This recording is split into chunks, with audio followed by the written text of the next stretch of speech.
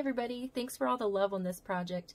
This part is going to be part 2 where I assemble the chandelier, and then part 3 is going to have to be the decorating just because it's going to be longer, more clips, and I only get 35. So here's part 2. Hope you enjoy. I started by painting the skull with chalk paint. If you're not doing a skull, just skip forward a little bit. I just went ahead and covered the whole skull in this paint. Then I took a tissue and just kind of rubbed it off. That way it kind of settled into all those crevices.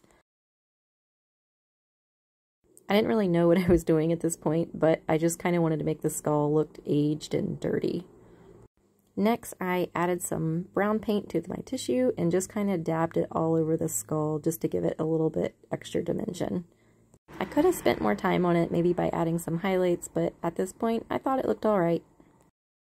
Here it is, all lit up. Next, you're going to snap the fence stakes off and then kind of arrange it around the wire frame. Then you'll cut some floral wire. Sorry, I am filming with one hand, so watch me struggle on this.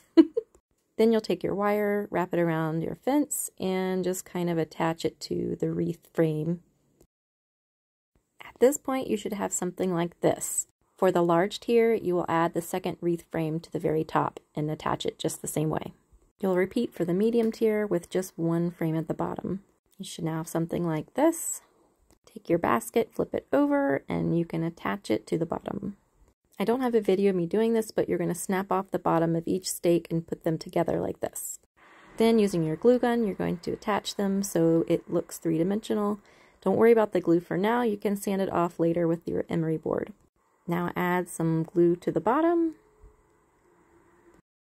and glue it right to the center of the basket.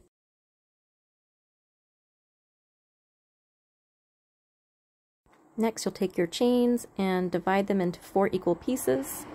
You can attach them really any way you choose, but I evenly spaced 3 on the top tier and then left 1 for hanging.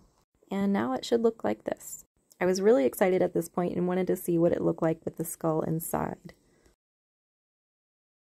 Then I got to work on the beaded part of the chandelier. I started making tiny little cuts of pieces that will eventually hold a marble at the end. And then I made 2 more pieces, one being slightly longer than the other. I cut as many of these 3 things as there were sides to the chandelier. Then I glued the beads to the rear side of the skull fence. Here's my bottom tier, here's the top.